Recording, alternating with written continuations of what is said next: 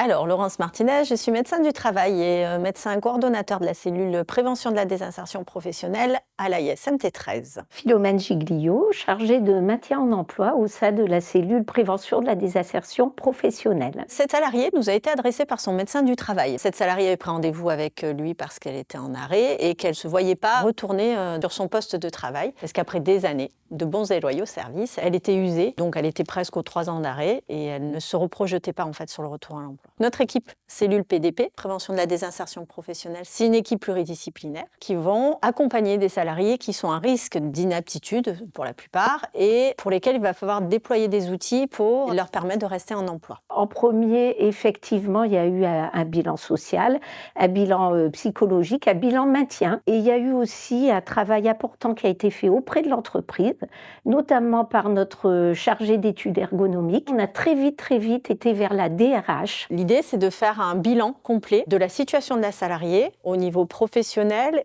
et au niveau personnel aussi, et à lever les freins et la mener vers un retour en emploi. Mais dans un autre établissement du groupe avec un public dont elle s'occuperait qui serait quand même beaucoup plus autonome. Donc la salariée a été d'accord, et donc on a mis en place l'essai encadré, qui est un outil qu'on développe pendant l'arrêt de travail, avec une mise en situation pendant 15 jours sur le poste de travail. C'est quand même un outil pour lequel il va falloir plusieurs accords. On va avoir l'accord du médecin du travail, l'accord du médecin conseil, l'accord de l'employeur, du salarié et du médecin traitant. Donc c'est une coordination assez importante. Et donc on a contacté l'employeur et notamment la responsable régionale, ressources humaines, avec laquelle on a travaillé et on lui a expliqué la situation. L'idée c'était de voir avec elle dans quel établissement la salariée pourrait être repositionnée et pour lui donner les moyens de se dire je continue, je ne continue pas dans cette branche. Je parlais tout à l'heure de décloisonnement, je pense que c'est ça.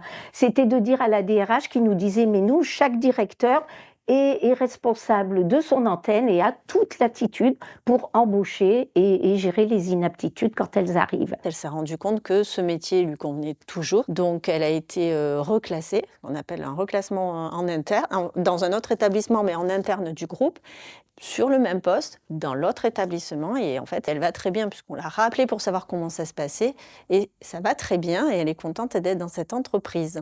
Alors, les facteurs de réussite de la cellule, c'est le temps qu'on prend et la connaissance, qu'on a des outils. Ce qui a fait que cette situation était on arrivait à forclusion, on arrivait à la fin de l'arrêt maladie, donc il fallait être assez rapide. Et le fait de bien connaître les outils, d'être en capacité de mobiliser ça, et surtout d'avoir un employeur qui était très impliqué et motivé, qui avait envie de garder sa salariée et qui avait les moyens aussi de pouvoir positionner la salariée sur d'autres établissements.